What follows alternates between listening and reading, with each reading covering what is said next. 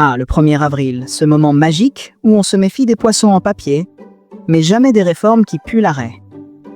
Cette année, le gouvernement nous gratifie d'une blague d'un goût douteux.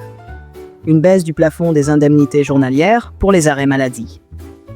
En gros, si t'es malade, on va t'achever, mais en douceur, à coup de restrictions budgétaires. On appelle ça la rationalisation des dépenses publiques. Mais c'est surtout un grand moment de débrouille-toi tout seul. Jusqu'ici, un salarié bien enrhumé, perclus de sciatique ou simplement traumatisé par sa dernière réunion PowerPoint pouvait espérer une indemnité calculée sur un plafond d'1,8 fois le SMIC. Trop de luxe. On aurait pu croire qu'être malade était devenu un privilège. Alors hop, on rabote ça à 1,4 fois le SMIC. Résultat, une économie de 600 millions d'euros.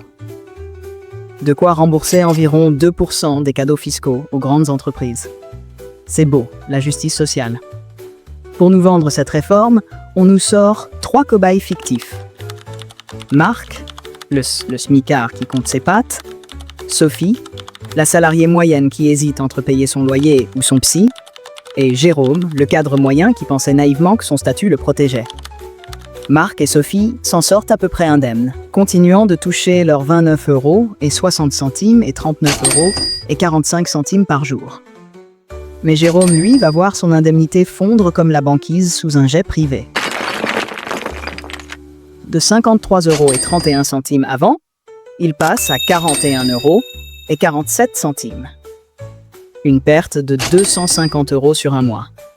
De quoi ne plus pouvoir se payer un demi-plein d'essence. Mais la vraie question c'est, qui est le plus malade dans cette histoire? Celui qui tousse dans son lit ou celui qui a pondu cette réforme en nous expliquant qu'elle est juste et nécessaire? Parce que franchement, économiser 600 millions d'euros sur les arrêts maladie, c'est comme vouloir boucher un trou avec un pansement Hello Kitty. Pendant ce temps-là, l'évasion fiscale se porte à merveille. Et les cabinets de conseil continuent de facturer l'heure de PowerPoint à 20 000 €. Bien sûr, le gouvernement nous sort l'argument ultime. Il faut responsabiliser les arrêts maladie. Ah oui, comme si on chopait une bronchite pour le plaisir de se shooter au sirop sans sucre. Comme si se bloquer le dos, c'était un hobby. Et les gars, ce week-end, au lieu d'un escape game, on se fait une hernie discale. Ah, si seulement l'économie fonctionnait comme un organisme humain. On pourrait lui coller un arrêt maladie collectif avec une ordonnance prescrivant un gros antidote anti-précarité. Mais non. Pendant que le gouvernement radote sur l'équilibre budgétaire, Jérôme, lui, va devoir revoir son budget croissant. Heureusement, il pourra toujours se consoler en apprenant que les paradis fiscaux, eux, n'ont toujours pas la grippe. Allez! Santé!